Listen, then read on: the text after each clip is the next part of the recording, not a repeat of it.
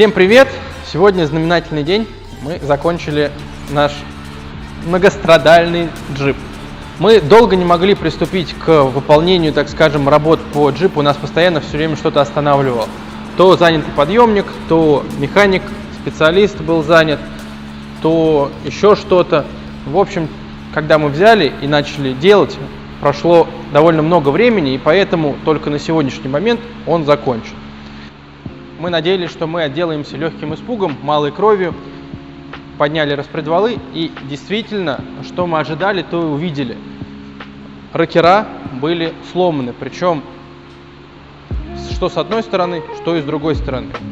В общем, отпустило, полегчало, и поняли, что поменяем рокера, и дальше будет видно, что на самом деле с машиной, либо мы просто отделаемся вот именно просто только рокерами. Может, день закончится не так плохо, мы все-таки разберем джип и узнаем диагноз, как бы подтвержден, либо нам пизда. Как бы вариантов-то немного. Как думаешь, мы сегодня получим диагноз?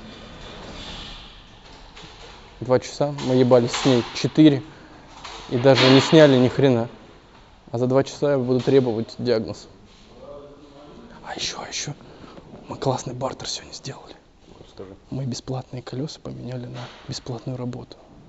То есть колеса вчера, которые я таскал, мы поменяли на работу.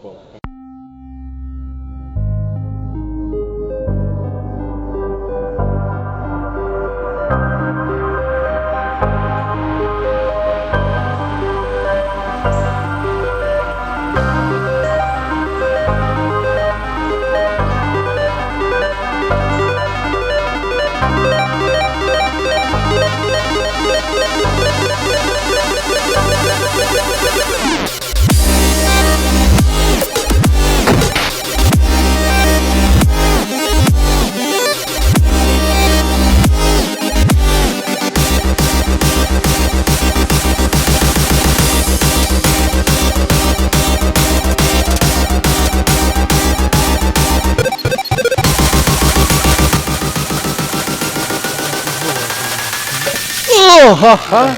Нет, не было уже пальцев.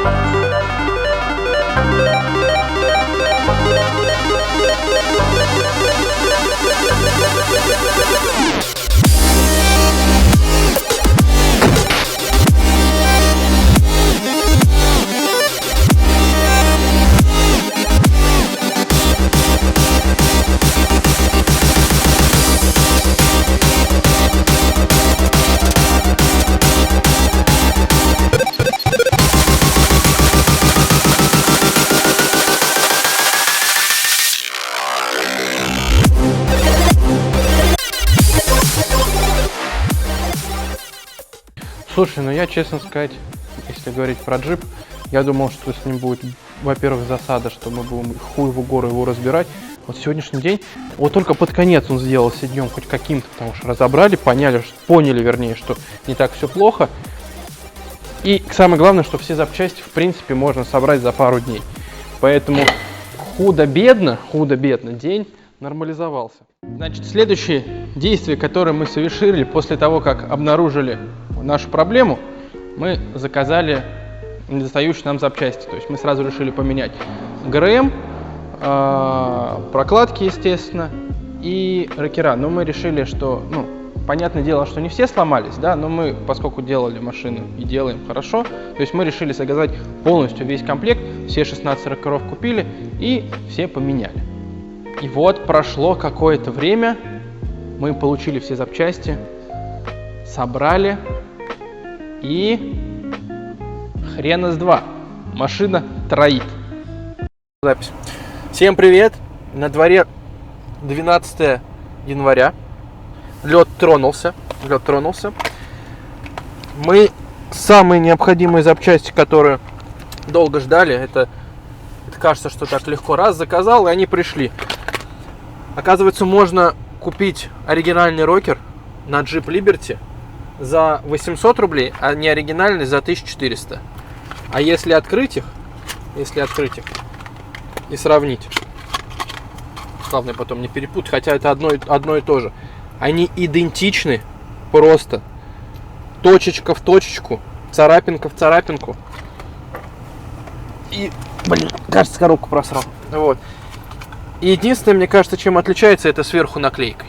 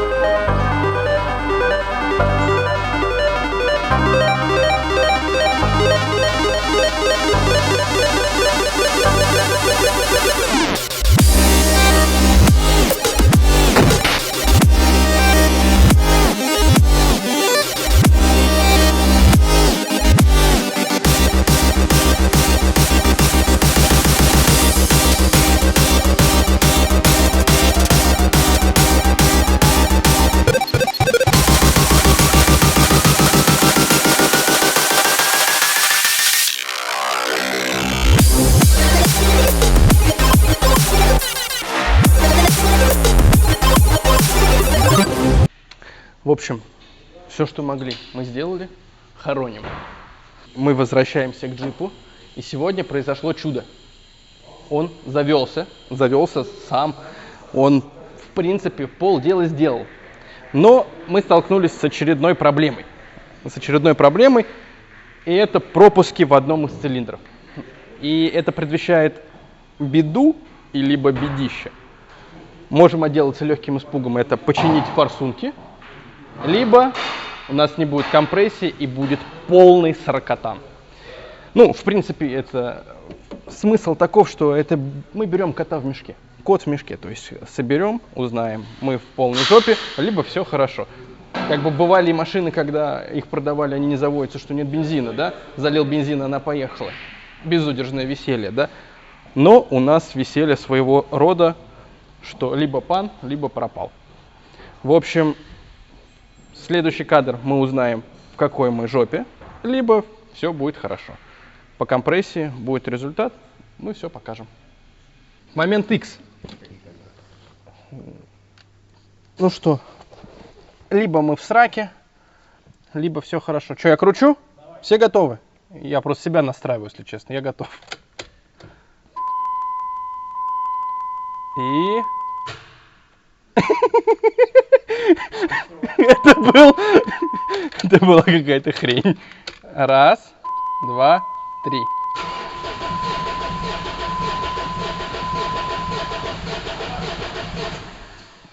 Ну что? Чики-пуки? Ай-яй. А я не сомневался. Ничего не оставалось, как все заново разбирать и смотреть, в чем причина. Опять распредвалы мы подняли и увидели картину, что на 4-м цилиндре два рокера опять сломаны. Поскольку мы приобрели сразу весь комплект рокеров, как я повторю, 16 штук, поменяли все, поломалось на 4-м цилиндре 2. Честно сказать, не хотелось заново еще раз заказывать, ждать, искать, привозить. То есть мы выбрали из оставшихся рокеров как наилучшие два, так скажем. Поставили их на замену сломавшихся, все собрали и то же самое. Машина опять троит.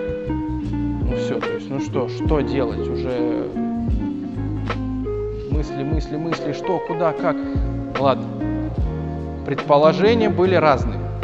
В итоге остановились на том, что у нас форсунки, наверное, из-за того, что долго стояла машина, что-то произошло с форсункой. Но это такая боль только одного представления, что нужно будет форсунку чинить или менять, когда мы посмотрели, что она стоит одна. Там от 20 до 30 тысяч.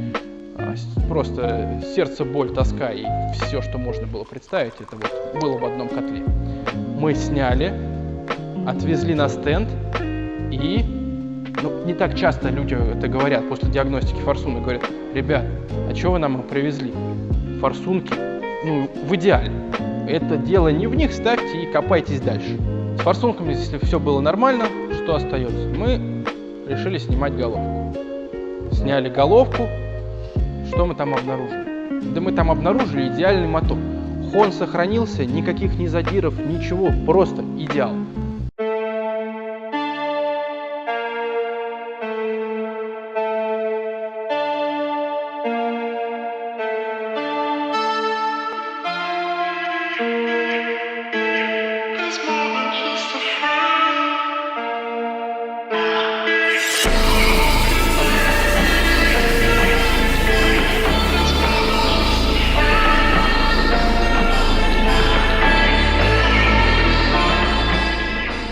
Что остается делать?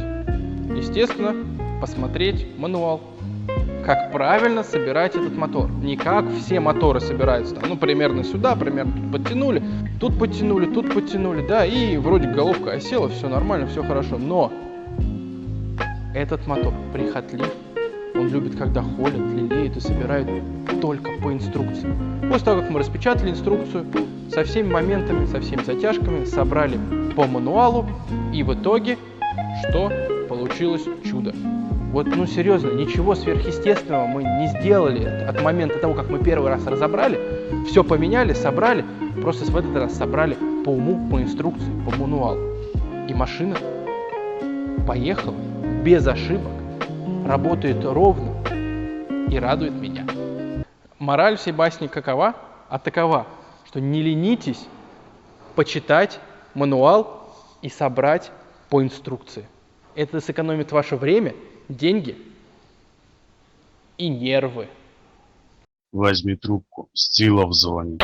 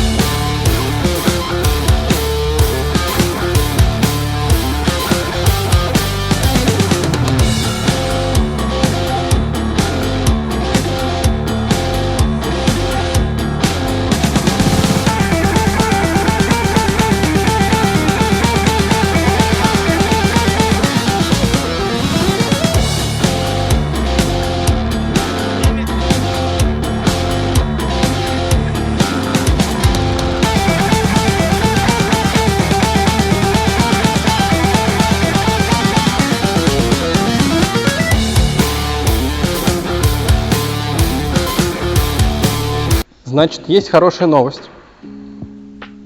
У нас готов Liberty, который джип. Значит, мы его выставили на продажу, а это значит, что он полностью исправен. Мы его обкатали, мы на нем чуть-чуть покуролесили, помесили, погрязили. Короче, развлекались как могли. Мы можем подвести итог. Итог и в цифрах, и что мы сделали. У меня есть маленькая шпаргалка, которой я буду пользоваться, чтобы мне было проще. Значит, что касаемо ремонта. У нас был заменен ремень ГРМ, рокера. Причем рокера мы поменяли один раз полностью все. На этом моторе рокера устроены так, что если ремень рвется, то рокера ломаются на точке слома. да, и благодаря этому там большой-большой проблемы и огромного ремонта на этом моторе не происходит. Ну, в общем, короче, мы несколько раз на это и попали. По пути мы поменяли что? Мы поменяли ГРМ, ну, рокера, естественно, мы поставили все новые изначально, но потом пришлось прибегнуть к старым. Когда разбирали, мы обнаружили, что 2 свечи накала были просто сломаны. Поменяли 2 свечи накала. Ну, прокладки, там, шайбочки, это все такие расходные материалы. Там. После обмена на Peugeot, Liberty у нас обошелся в 285 тысяч рублей, ну, непосредственно само приобретение этого автомобиля. Дальше, что мы к этому плюсуем? Эвакуатор, запчасти, рокера. То есть, ну, если не перечислять все вот это прям по пунктам, обозначим 285 тысяч рублей сама машина и 70 488 рублей с химчисткой, с подшипником ступицы, который выявился, естественно, позже, когда мы начали на ней ездить, что он прям гудел так, как будто самолет взлетал. Вот здесь сейчас появится, здесь появится картинка, как выглядела ступичная гайка. То есть думали, что одним подшипником ступицы мы не отделаемся. Но джип был к нам благосклонен, сказал, что, ребята, вы со мной так намучились, что просто поменяйте мне подшипник, и я поеду. Все, давайте. Так, сюда еще из таких, ну, нерасходных материалов поставили новый АКБ. Химчистку я сказал. Что еще? Подшипник ступицы. Все манипуляции с работой совсем про всем у нас получилось 70 488 рублей.